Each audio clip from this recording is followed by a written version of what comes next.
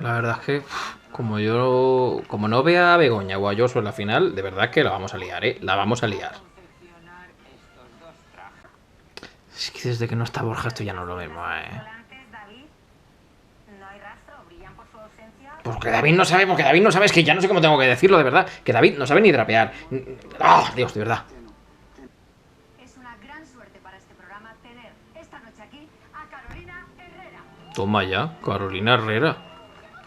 Oye, en esta edición han tirado la casa por la ventana, ¿eh?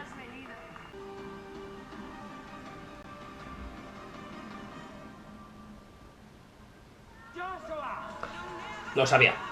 Lo sabía.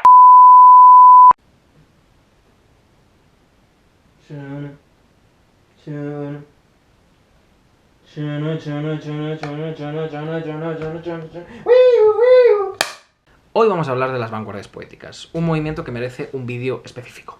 ¡Vamos allá!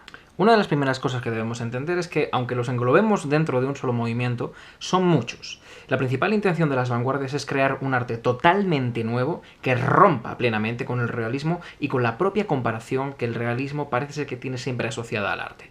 Vamos a ver sus características comunes. El internacionalismo es una de las primeras características que debemos considerar a la hora de entender a las vanguardias. Los artistas de vanguardia se consideraban ciudadanos del mundo del arte, no de un país en particular, así que la problemática de cada país en particular no se ve marcada en las obras vanguardistas. Se preocupa más por cuestiones universales. A la vez son tremendamente antitradicionales. Desprecian todo aquello que se ha heredado, procuran no mirar nunca al pasado, solamente al futuro, se levantan contra todo lo anterior. Es un arte que está muy marcado en su época y por eso refleja el espíritu de su tiempo, las máquinas, la técnica, el progreso, la diversión, recordemos los felices años 20, el deporte, el humor, pero también los aspectos más negativos. Hay una contradicción. Esa contradicción va a ser constante. Va a haber movimientos dentro del vanguardismo que exalten los valores positivos del mundo moderno, mientras que otros se van a centrar en los aspectos negativos. Aparte, vamos a tener herramientas muy marcadas. Por un lado, el humor.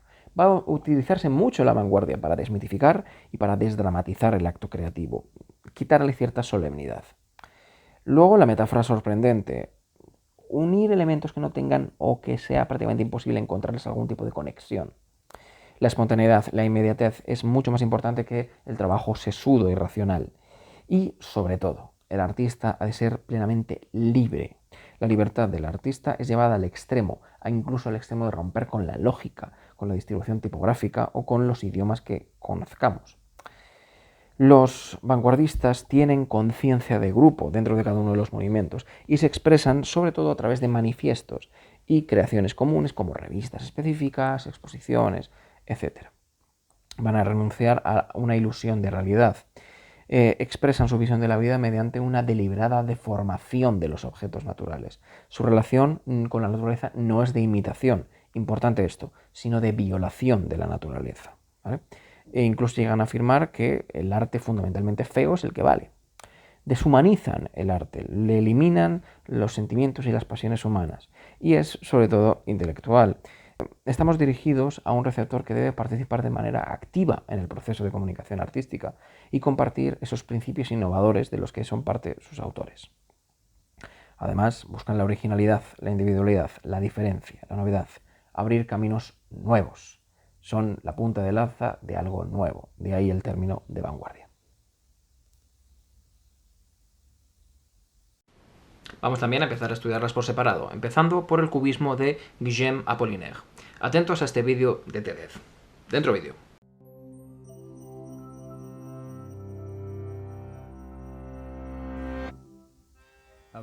Entre los grandes poetas de la historia literaria, algunos nombres como Homero, Shakespeare, Milton y Whitman son inmediatamente reconocibles. Sin embargo, hay un gran poeta francés de principios del siglo XX que a lo mejor no es tan famoso, Guillaume Apollinaire. Fue amigo íntimo y colaborador de otros artistas como Picasso, Rousseau y Chagall. Acuñó el término surrealismo y se cree que robó la Mona Lisa en 1911. Durante su corta vida, creó un estilo poético que mezcló texto e imagen, anticipando así una revolución artística. A finales del siglo XIX y en el comienzo del siglo XX, los barrios parisinos pobres de Montmartre y Montparnasse eran el hogar de muchos artistas famélicos. Era todo lo que podían permitirse. Estos pintores, escritores, intelectuales, unidos por su pasión artística y el credo de la contracultura, crearon la subcultura bohemia francesa, y sus obras de arte literarias y formas de pensar cambiarían el mundo. A principios del siglo XX, presente en este escenario dinámico, había un crítico de arte, poeta y defensor de vanguardia, Eugène Apollinaire, una figura familiar. Como crítico de arte, Apollinaire familiarizó al mundo con el movimiento cubista y surrealista, y defendió muchos jóvenes artistas contra un público a menudo xenófobo e intolerante. Como poeta, Apollinaire era apasionado de todas las formas artísticas y un experto en literatura medieval, especialmente en caligrafía y letras capitulares. Apollinaire era un visionario y notó la discrepancia entre las dos instituciones artísticas. Por un lado, la expresión popular, tradicional y muy apreciada, y por el otro, aquellas formas de expresión artística propuestas por el surrealismo, cubismo o los nuevos inventos de la época como el cine y el fonógrafo. Y en medio de esta división, a través de su contribución más importante a la poesía, el caligrama, Eugène Apollinaire construyó un puente. Apollinaire creó el caligrama como un poema imaginístico, un retrato escrito, un dibujo de pensamientos y lo usó para expresar su modernismo y su deseo de llevar la poesía más allá de los límites textuales y corrientes poéticas en el siglo XX. Algunos caligramas son divertidos, como la Lettre Océan, y otros son dedicados a sus amigos muertos jóvenes, como la Colombe Poignardée y le Jet d'Eau. Algunos son la expresión de un momento emotivo, al igual que en Il pleut, llueve. Llueven voces de mujeres, como si estuvieran muertas hasta en el recuerdo, y también vosotras llovéis, maravillosos encuentros de mi vida. Oh, gotitas. Y esas nubes rebeldes se ponen a relinchar todo un universo de ciudades auriculares. Escucha cómo llueve mientras la pena y el desdén lloran una antigua música. Escucha caer los hilos que te sujetan arriba y abajo. Cada caligrama se propone liberar a los lectores de la experiencia de la poesía habitual, para sentir y ver algo nuevo. Lettre Océan es una obra para ser antes vista que leída. Elementos exclusivamente textuales se combinan con las palabras siguiendo diversos patrones y formas. Dos formas circulares, una encerrada en un cuadrado y la otra, se transforma en una espiral más allá de la página. Juntas crean una imagen que apunta al cubismo.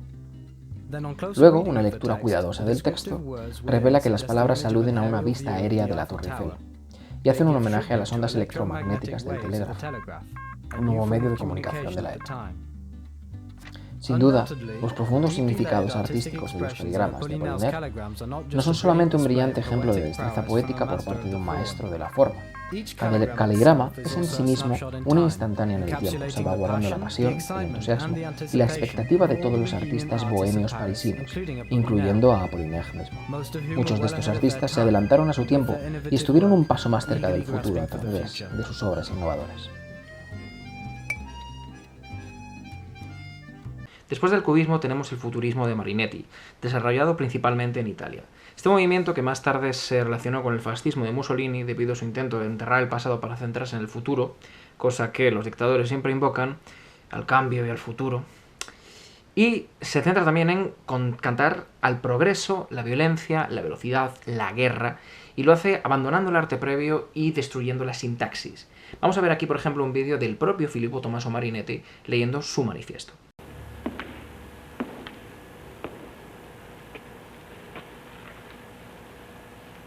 È dall'Italia che noi lanciamo questo violento, scioccante manifesto.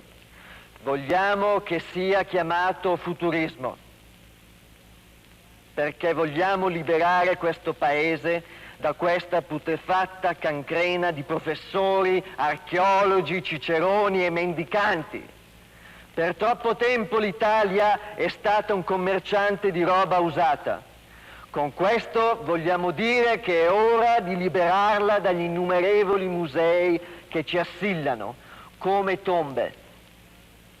Noi siamo l'ultima visione dei secoli, perché mai dovremmo guardare al passato quando vogliamo distruggere il mistero dell'impossibile. Il tempo e lo spazio sono morti. Ieri! Cerifichiamo la guerra, l'unica forma di igiene, il militarismo, il patriottismo, la forza distruttiva dei lavoratori. Idee bellissime per cui lotteresti e moriresti fiero per la tua donna. Distruggeremo musei, biblioteche, accademie di ogni tipo, combatteremo il moralismo, il femminismo, ogni forma opportunistica di vigliaccheria.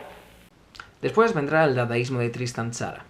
Una de las múltiples leyendas que hay sobre el origen del nombre de este movimiento es que Tzara abrió un diccionario con un cuchillo y encontró la palabra dada, que quería decir el sonido ininteligible de un bebé, al azar, plenamente al azar. Y ese quizás sea lo más importante del dadaísmo, el azar, el caos. Tirando también hacia lo escandaloso, hacia lo gamberro.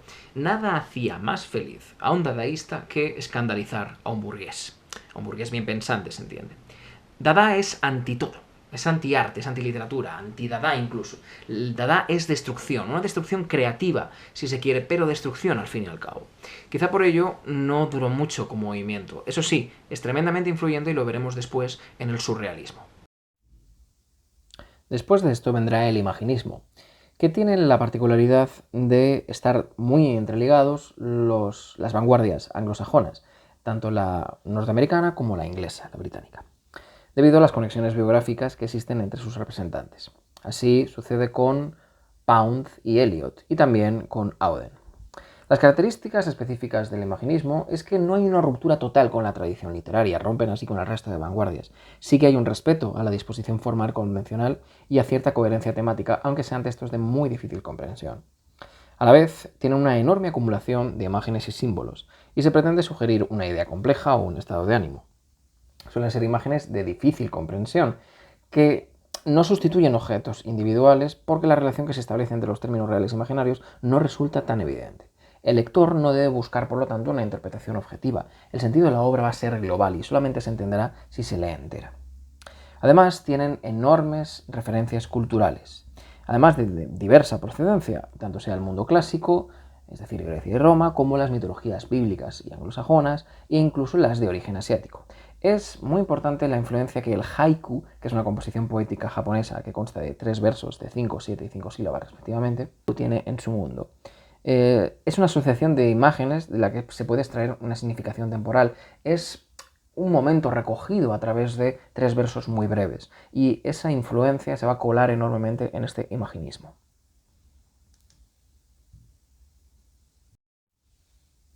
Si debemos destacar algo de Ezra Pound, el fundador del imaginismo, es su enorme ambición. En su obra Cantos, que es una obra que compone a lo largo de más de 50 años, intenta lograr el gran poema épico moderno, pero no como Whitman, que es el gran poema épico moderno norteamericano, sino que intenta unir todas las referencias, todas las culturas y todas las influencias mitológicas y demás.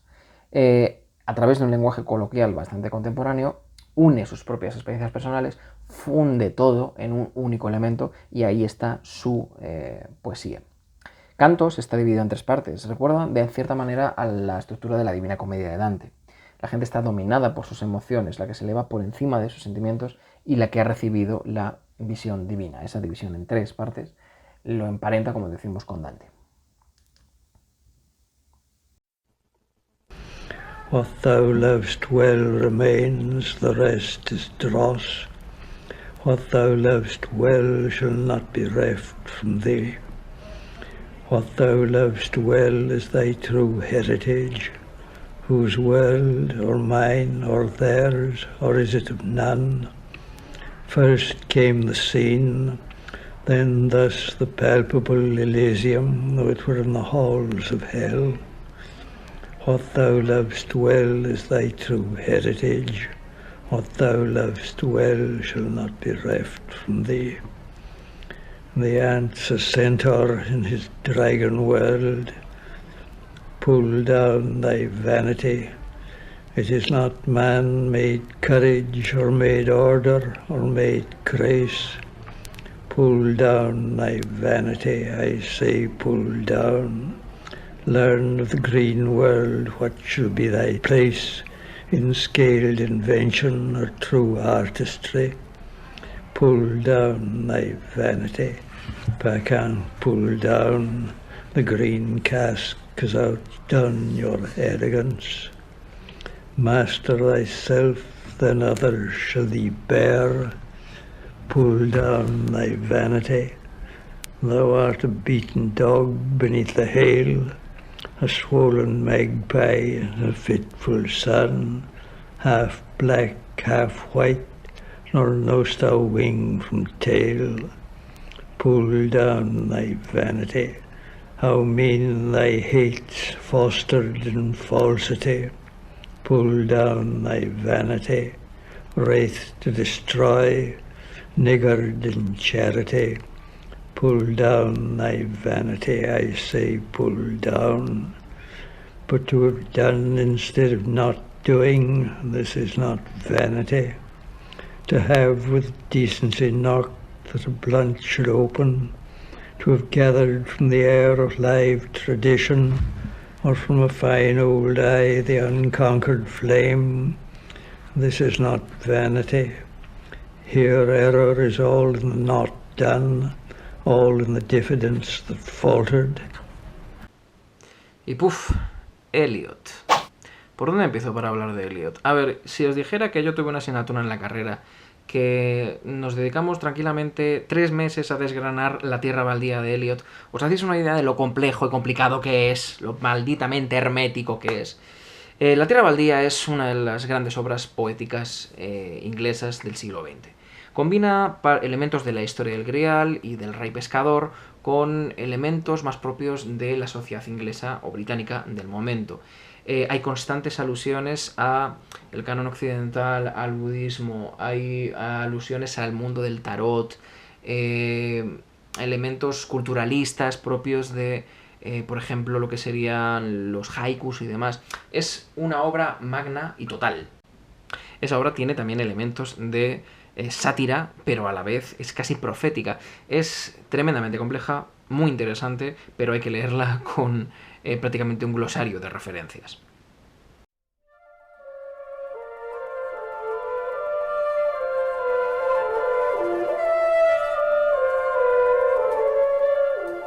Abril es el mes más cruel, brotando lilas en la tierra muerta, mezclando memoria y deseo, removiendo lentas raíces con lluvia de primavera.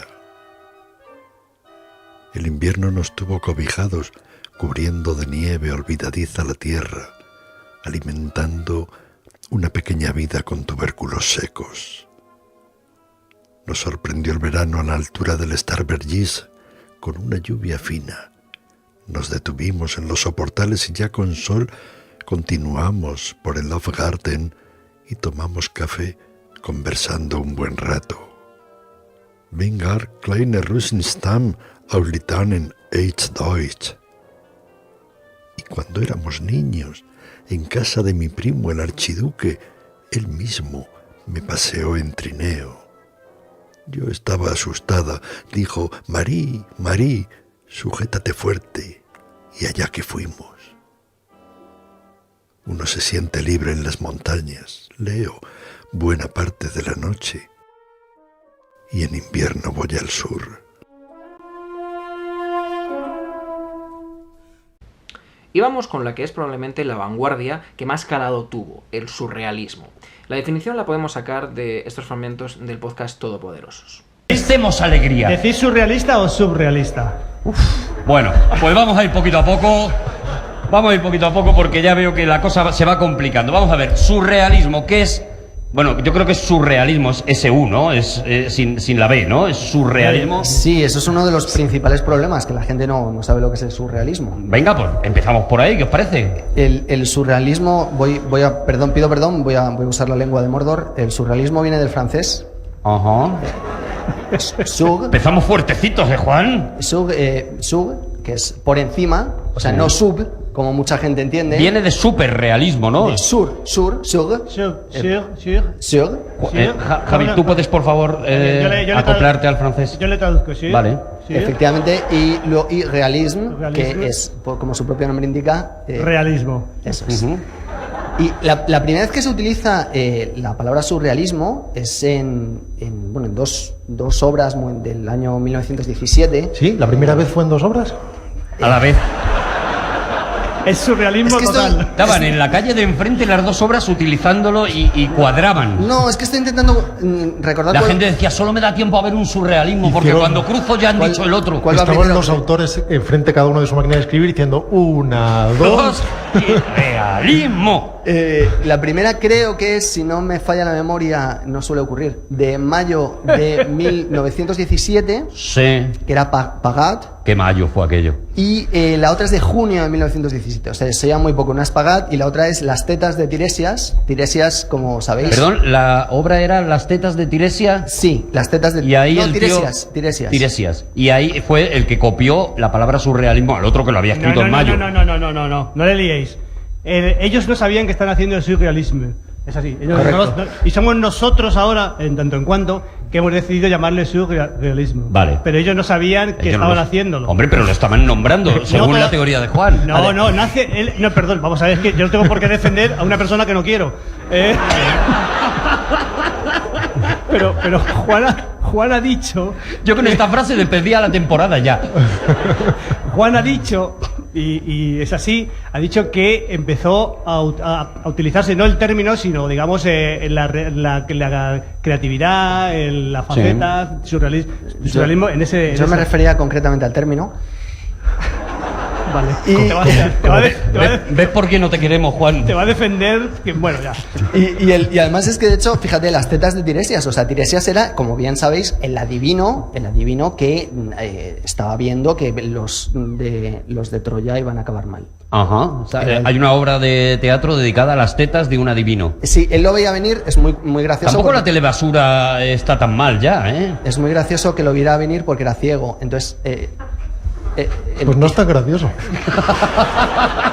Tiresias y sus tetas son los protagonistas de esa primera obra donde se emplea por primera vez la palabra surrealismo. ¿Qué es el surrealismo? Pues el surrealismo quiere decir que tú estás utilizando imágenes, estás utilizando elementos, estás utilizando técnicas que tienen que ver con el subconsciente, que están sacando del interior de tu cabeza cosas que no han sido razonadas y las estás volcando en una obra de arte. Por eso... Es algo tan deleznable cuando alguien ve un dibujo de Miró y dice, ¿eso lo pinta mi hijo de 5 años? No. De 4. Cuando tú 5 años ya pinta mejor. Cuando tú estás utilizando herramientas como la escritura automática, que es una de las primeras armas del surrealismo, tú puedes ser André Breton y hacer poemas surrealistas que cambian la literatura del siglo XX. André Breton, un poco el ideólogo del surrealismo. Yo pongo yo hago los pies de página. Las anotaciones cultas te corresponden a ti. De ahí parte. Y luego, pues más gente que ha utilizado la escritura automática, pues Ricardo Bofill Jr.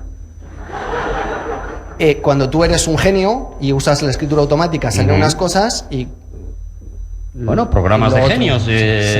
Bueno, ahí apuntamos otro tema posible, otro autor posible para tratar otro día, si te parece. Entonces, surrealismo es eso, ¿no? Estamos todos de acuerdo, Rodrigo Cortés, es una manera de reflejar lo que el subconsciente no transmite y hacerlo y convertirlo en arte. ¿Podría ser una forma de explicarlo o no? Creo que estoy reflexionando sobre eso muchísimo más de lo que reflexionaban los surrealistas. Y desde luego Buñuel, que yo creo que no reflexionó una sola vez en su vida, por lo menos de forma consciente, y desde luego no a la hora de aplicar imágenes irracionales a una película, porque al final el origen tiene que ver sobre todo con eso, con que la procedencia sea directamente irracional y no tenga explicación.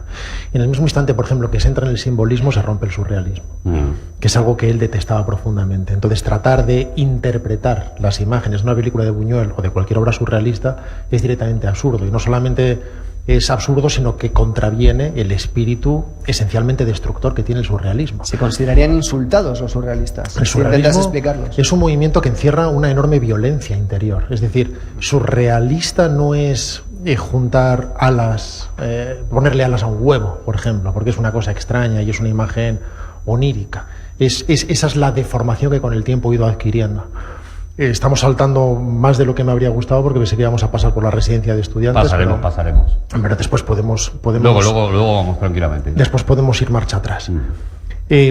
Buñuel no quería ser propiamente cineasta. Y si algo le interesaba del movimiento surrealista no era, como al resto de surrealistas, su capacidad artística. Es decir, ellos nunca consideraron que su movimiento fuera un movimiento artístico de vanguardia, sino que era un movimiento esencialmente destructor y transformador de la sociedad.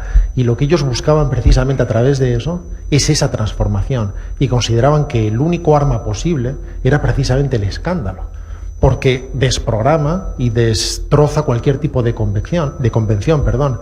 Y esa capacidad subversiva, esa capacidad corrosiva y además, insisto, eminentemente violenta, ya que encerraba una enorme violencia, es la impulsora de todo esto. Para ellos un acto surrealista sería volar el Louvre o coger la Gioconda y quemarla de alguna forma determinada, precisamente por destrozar cualquier tipo de convención, de forma que, en teoría, la sociedad tiene una oportunidad de cambiar un determinado rumbo. Y esa violencia y esa enorme agresividad la llevó Buñuel desde su nacimiento, desde el principio, hasta el resto de su vida, y nunca encontró mejor caldo de cultivo que el movimiento surrealista. Claro, porque el surrealismo es ese heredero del dadaísmo de Chara, que además trasciende la simple revolución artística. Va a haber una gran cantidad de autores en distintas disciplinas que van a estar influidos por el surrealismo. Dalí en la pintura, Buñuel en el cine, u otros escritores como Aragón, Eluard o Larrea. El surrealismo va más allá del juego formal y optimista que tenían las primeras vanguardias. Va a promover la liberación total del ser humano y va a promover dos tipos de liberaciones. Por un lado, liberar al ser humano de sus represiones. En este aspecto va a unirse la teoría freudiana, que sostiene que el ser humano está orientado al placer. Y luego, además, vamos a tener una liberación de la opresión política, ¿vale? La opresión ejercida por la sociedad burguesa y sus modelos de Estado. Va a llevar a muchos surrealistas a inclinarse un poco a los partidos políticos que tienen una inspiración marxista. No ocurrirá con todos, esto será una de las grandes divisiones del surrealismo como movimiento, pero sí que es importante entender esto. ¿Cuáles van a ser las distintas formas de rehumanizar la experiencia vanguardista? A través de técnicas principalmente. Es difícil encontrar un libro de poemas surrealistas per se, porque la ruptura y la búsqueda de liberación nos implica que a la vez esto va a ser muy efímero. Van a buscarse juegos, ¿vale?, que alejen del hilo racional del discurso literario, que permitan una liberación de esos sentimientos reprimidos. Por ejemplo, la escritura automática. Aquí tengo 1000 chimpancés dándole a 1000 máquinas de escribir. Pronto habrán escrito la mejor novela de la historia. Veamos. En vez de época grandiosa, ha puesto época mayorzosa. ¡Estúpido primate! ¡Cállate! La escritura automática consiste en simplemente escribir aquello que te pasa por la cabeza sin hacerle ningún tipo de filtro, intentando evitar cualquier elemento que otorgue sentido a las cosas. Por otro lado, la reseña de sueños. Se pensaba que los sueños eran una buena puerta al subconsciente más irracional, ya que teníamos la razón apagada. Entonces, en el momento de recordar un sueño, escribirlo y describirlo tal cual era. Por otro lado, elementos de liberación del lenguaje. Los surrealistas son unos maestros de la metáfora, pero la metáfora desprovista de su funcionamiento metafórico. Es decir, unen elementos que no tienen ningún tipo de vinculación evidente. Son impresiones, juegos al azar, palabras y más. Y luego, diferentes juegos literarios. Son muy de hacer juegos. Unir fortuitamente palabras, utilizar los llamados cadáveres exquisitos, las gitanjáforas. Un cadáver exquisito es un juego colectivo que consiste en ensamblar palabras por turno, conociendo solamente el final de la aportación anterior. Las gitanjáforas son enunciados que no tienen sentido, pero que pretenden conseguir un resultado eufónico, es decir, un sonido bonito, precioso. Así, el surrealismo va a marcar probablemente el que más de todos los elementos de vanguardia. Va a ser el que más recorrido va a tener y el que tiene una influencia que todavía se ve a día de hoy.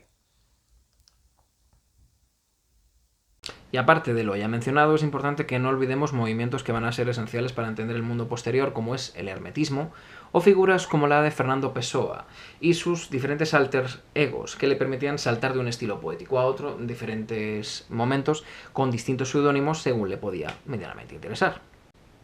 Y nada más. Espero que hayáis disfrutado, que sobre todo que hayáis entendido la importancia que tienen las vanguardias dentro del mundo poético y dentro del mundo artístico en general. Y, como siempre, ejercicios abajo y nos vemos pronto en el próximo vídeo. Así que recordad, leed libros. ¿Lo qué?